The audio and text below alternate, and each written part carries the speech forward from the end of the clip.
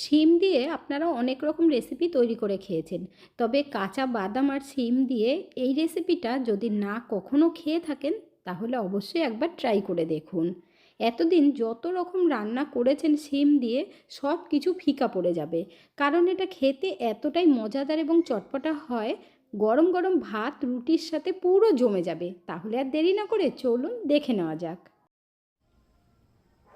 নমস্কার বন্ধুরা, মিঠুস ওভেনে আপনাদের সবাইকে স্বাগত জানাই। আজ আমি আরও একটি নতুন ভিডিও নিয়ে চলে এসেছি আপনাদের সামনে। আজকের রেসিপিটা তৈরি করার জন্য এখানে আমি চওড়া শিম নিয়েছি। এখানে 200 গ্রাম মতো আছে।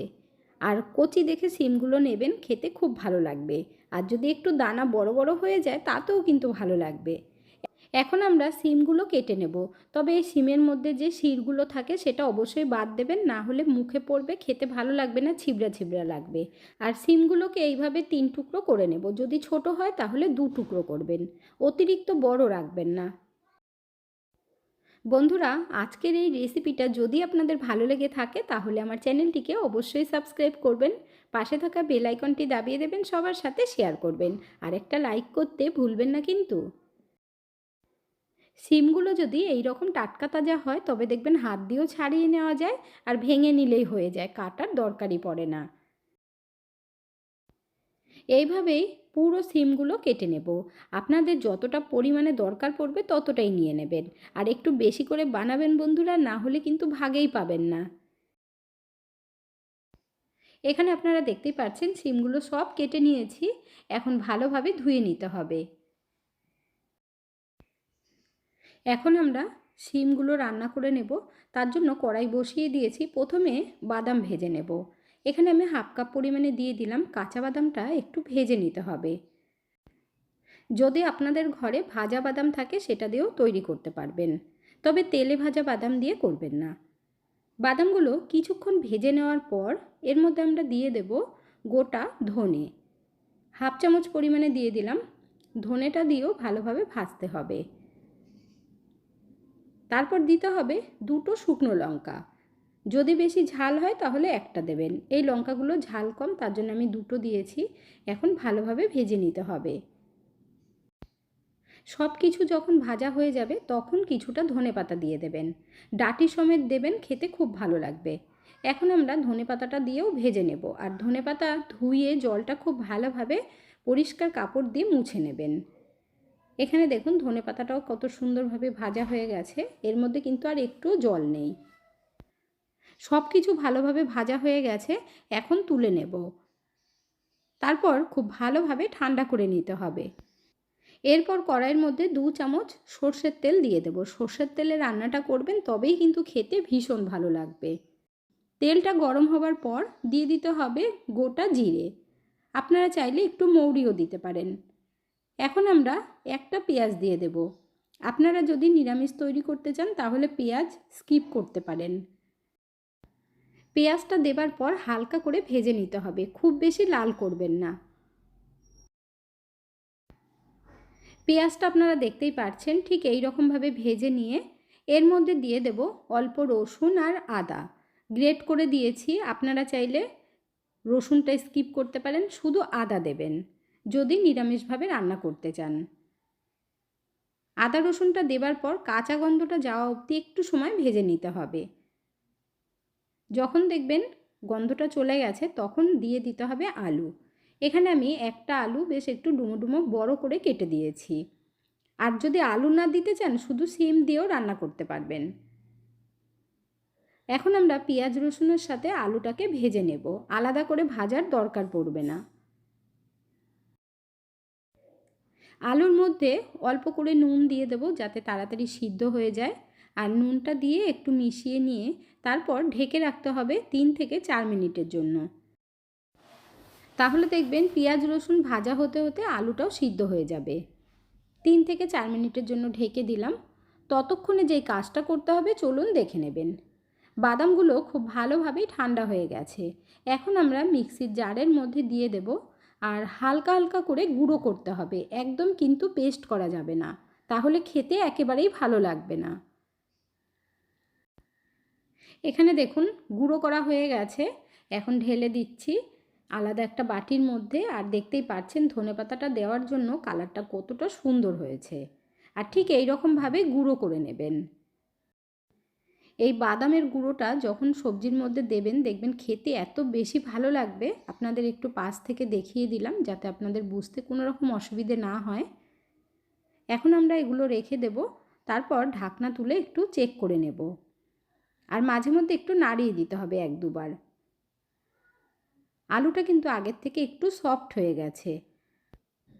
আবার আমরা 1-2 মিনিটের জন্য ঢেকে দেব, এতে করে আলুটা ভালোভাবে সফট হয়ে যাবে। 2 মিনিট বাদে ঢাকনা তুলে নিয়েছি, এখন ভালোভাবে একটু ভেজে নেব। এখন এই আলুর মধ্যে আমরা মশলা অ্যাড করব। প্রথমেই দিয়ে দেব আন্দাজ মতো হলুদ, জিরের গুঁড়ো অল্প করে, ধনের গুঁড়োও দিতে হবে সামান্য পরিমাণে, তার সাথে আমচুর পাউডার দিয়ে দিলাম অল্প, আর ঝাল লঙ্কার গুঁড়ো দিয়েছি আন্দাজ মতো। আপনারা যেমন ঝাল খাবেন তেমন দেবেন। যেহেতু বাদামের সাথেও 2টো শুকনো লঙ্কা দিয়েছি তাই লঙ্কার গুঁড়োটা কম দিলাম। এরপর এই মশলার মধ্যে অল্প জল দিয়ে দিতে হবে, না হলে মশলা পুড়ে যাবে। এখন আমরা ভালোভাবে কষিয়ে নেব। রান্নাটা যাতে তাড়াতাড়ি হয়ে যায় কয়েক মিনিটের মধ্যে, তাই আমরা ঢেকে ঢেকে রান্না করব, তাহলে তাড়াতাড়ি হয়ে যাবে। বন্ধুরা, আপনারা কে কোথা থেকে ভিডিওটি দেখছেন অবশ্যই কমেন্ট করে জানাবেন, তাহলে আমিও বুঝতে পারবো আমার বন্ধুরা কোথা থেকে দেখছেন। আপনারা সকলে এত সুন্দর সুন্দর কমেন্ট করেন, আপনাদের কমেন্টগুলো পড়তে আমার ভীষণ ভালো লাগে। এইভাবে পাশে থেকে সাপোর্ট করার জন্য অসংখ্য ধন্যবাদ। এখন আমরা শিমগুলো দিয়ে দেব। শিমগুলো যদি আগে দেওয়া হতো তাহলে নরম হয়ে যেত, খেতে ভালো লাগতো না। তাই এই সময় দিয়ে দিলে নরম হয়ে যাবে, একটু শক্ত থাকবে, খেতে খুব ভালো লাগবে। শিমটা দিয়ে খুব ভালোভাবে আমরা নাড়িয়ে দেব। আর এর মধ্যে এখন নুন দিয়ে দেব, তাহলে শিমের মধ্যেও খুব ভালোভাবে ঢুকে যাবে। আগে যেহেতু আলু ভাজার সময় অল্প নুন দিয়েছিলাম তাই অল্প করে দিলাম। এরপর ভালোভাবে মিশিয়ে দিতে হবে।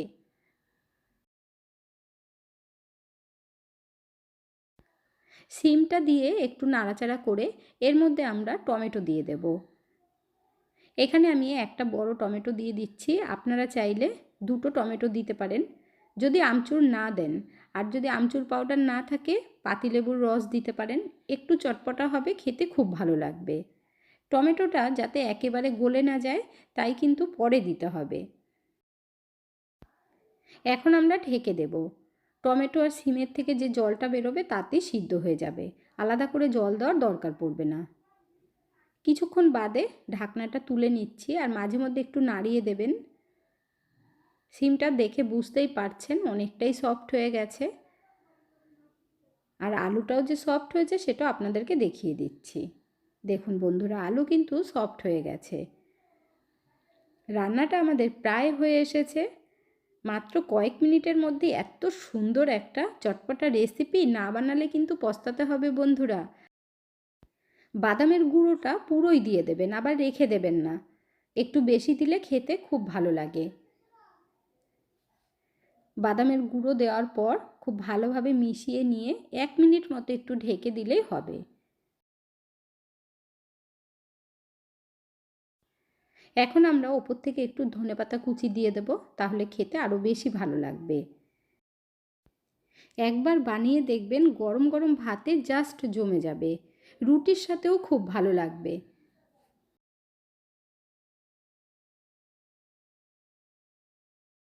ধনেপাতা দিয়ে খুব ভালোভাবে মিশিয়ে 1 মিনিট মতো ঢেকে দেব,